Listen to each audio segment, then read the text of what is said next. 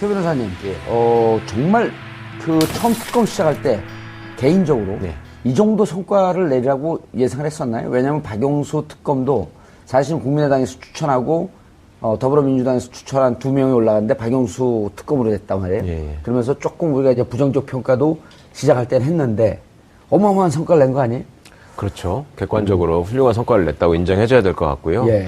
또 그 전에 특검에서는 이제 수사팀 사이에 불협화음 얘기도 나왔었고, 그 다음에 이제 그 특검이 지나치게 망설이거나 좌고우면하는 그런 상황이 있었는데, 이번 특검은 이제 뭐 물론 국민적인 성원을 바탕으로 했기 때문에 이뤄낸 성과이겠습니다만은 그 청와대 문 앞에서 잠깐 멈칫거린 거 제외하고는 아주 열심히 정말 목표를 향해서 돌진하는 모습을 보여준 것 같습니다. 그런데 이제 이전의 특검이 대체로 성격을 보면 친정 그 검찰을 쳐야 되는 이런 상황이 많았거든요. 근데 이번 같은 경우는 수사 대상이 검찰이라기보다도 이제 검찰에서 미처 하지 못했던 예를 들어 갖고 삼성이라든지 청와대라든지 외부를 향했기 때문에 상대적으로 성과가 좀 있었다 이런 평도 좀 있던데요.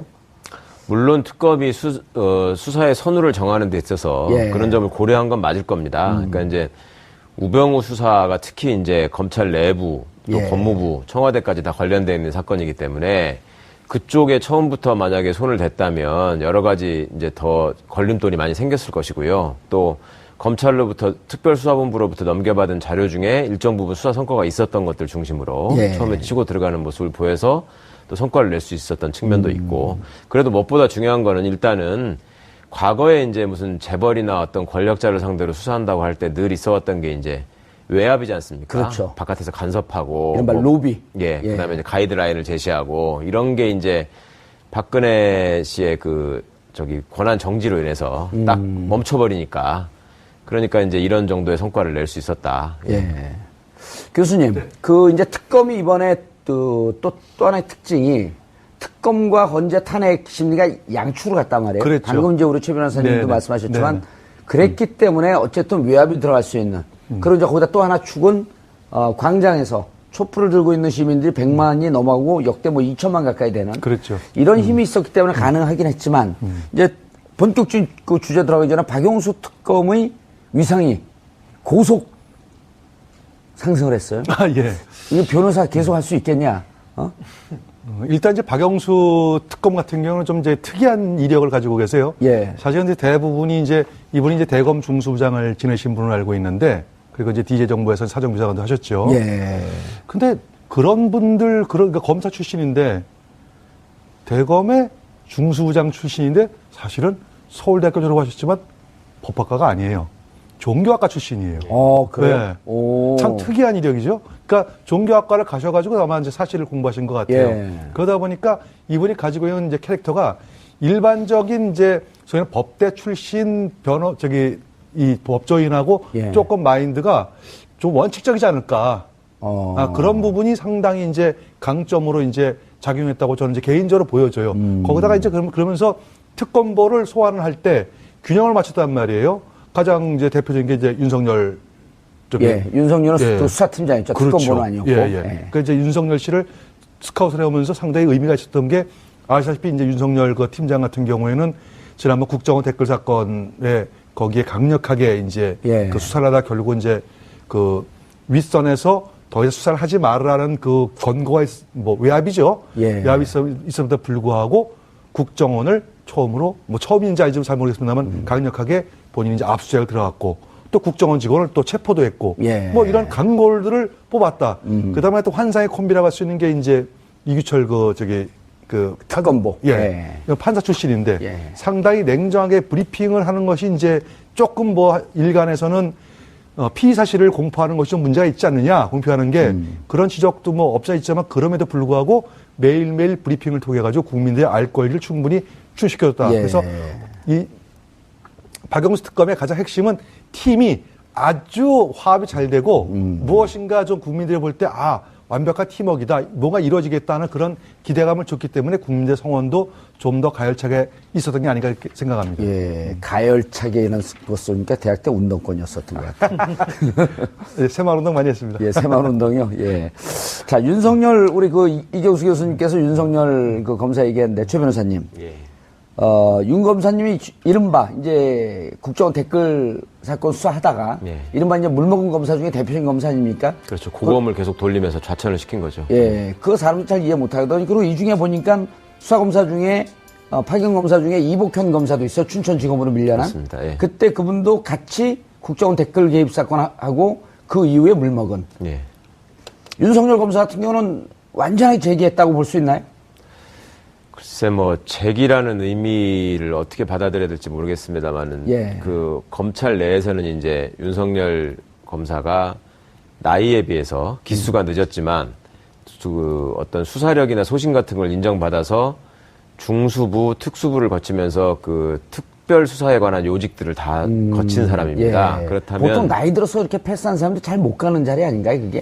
그렇죠. 그러니까 이제 나이가 드신 분들은 아무래도 젊은 사람들보다 체력도 떨어지고 의지도 떨어지고 이럴 수 있는데 이분은 이제 그런 게 아니었기 때문에 굉장히 열정적으로 하여튼 일하시는 측면이 있었고 뭐 그렇다면은 지금 이렇게 소위 고검을 한직이라고 표현하면서 좌천이라고 얘기하는 이유가 뭐냐면 고등검찰청은 직접 수사를 하지 않거든요. 그러니까 수사권이 없는 조직으로 수사를 잘하는 사람을 보냈다라는 거는 그동안에 네가 했던 수사가 내 마음에 안 드니까 너한테서 칼을 뺏어버리겠다 이런 의미였단 말입니다. 그런데 특검 국면 상황이 와서 본인의 손에 칼이 쥐어졌고 그간에 뭐 갈고 닦은 노하우와 그다음에 마음속에 쌓여있던 어떤 그 응축된 정의에 대한 열망이나 이런 것들이 좋은 기회에 폭발을 했고 또 그만큼 국민들의 성원도 받았고 했기 때문에 아마 윤석열 검사 입장에서도 후회 없는 70일이 아니었을까. 예. 그리고 이제 재기라고 하려면은 아무래도 검사로서 이제 제대로 자기 일을 할 수 있는 자리를 찾아가는 것인데 아직은 여전히 고검 소속이기 때문에 이제 특검이 해체된 상황에서는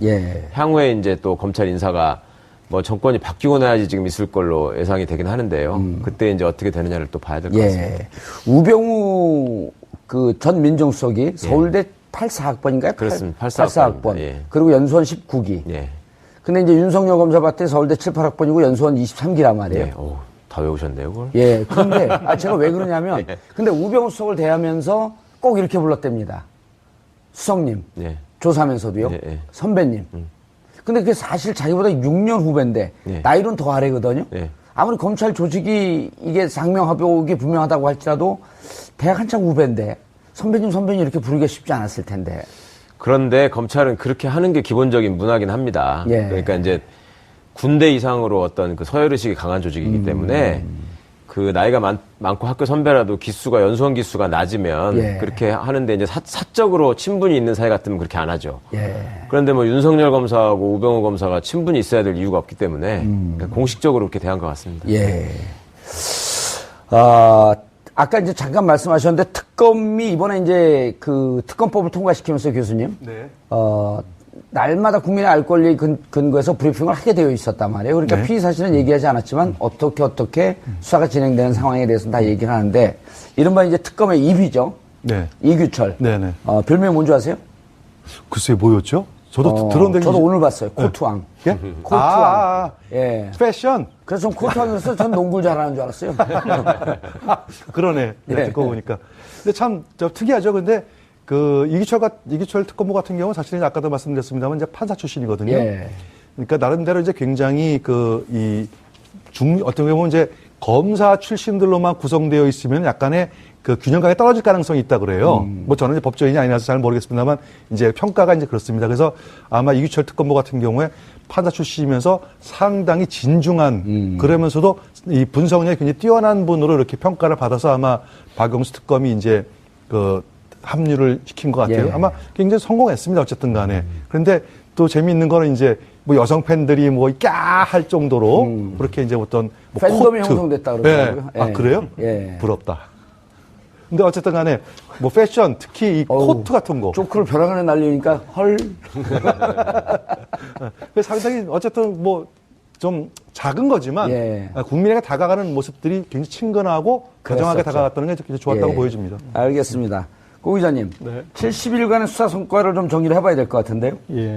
수사 성과를 정리하기 앞서 조금 오늘은 그래도 좀 여유가 있으니까 좀 제가 비유로 이 특검의 칼들을 좀 나눠서 설명을 할 수 있을 것 같습니다. 예. 계속 칼이라고 그러잖아요. 그렇죠. 검사를 칼이라 그러죠. 예, 생각을 해봤어. 그랬더니 저는 좀 요리하는 칼로 이번에 아주 요리를 잘했는데, 이 박용수 윤석열. 특검을 박용수는요? 네, 거기는 한정식이죠.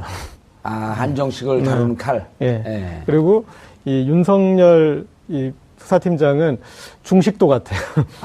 칼은 이렇게 예. 뭉툭하게 크잖아요. 중국영화에서 그걸- 보면 네. 그 네모 반듯한 그렇죠. 칼. 근데 그 칼을 다 고기 다듬는 칼인 줄 알았는데 다 야채 다듬고 그걸로 다 하거든요. 예. 네. 그래서 뭔가 이렇게 외모의 어떤 생김새와는 다르게 되게 섬세하게 어떤 아하. 칼을 쓰는 게 예. 중식도 같고, 그리고 이렇게 그 한동훈 부장검사, 예. 이 재벌 수사의 달인이라고 하는 그렇죠. 예. 이분이 아주 일식도처럼 예, 아주 사심이 섬세하게. 예. 한동훈 부장검사 별명이 뭔지 아세요? 뭔데? 알파고. 그래서 예. 이분이 아주 정확하게 쑤셔가지고 이렇게 꺼내지 않습니까? 그래서 그리고 이 이규철 특검보는 저는 이분은 좀 이태리식인 것 같아요. 예, 좀 풍미가 좀 있고. 섬세하고. 예. 그리고 아까 예. 그 코트 얘기가 나왔는데 이 코트가 그냥 코트라고 그러면 이게 아재들은 예. 코트 잘 입었다고 생각하잖아요. 근데 다른 분들도 다 코트 입어요. 근데 이분의 중요한 건 핏을 슬림하게 입었다라는 것. 그 핏을? 다음에 색을 과감하게 쓴 것. 그리고 마지막으로 머플러나 넥타이로 포인트를 뒀다는 것. 패션 디자이너 같아요. 예. 그리고 이제 다시 이제 특검 예. 90일로 성과. 넘어가서 예.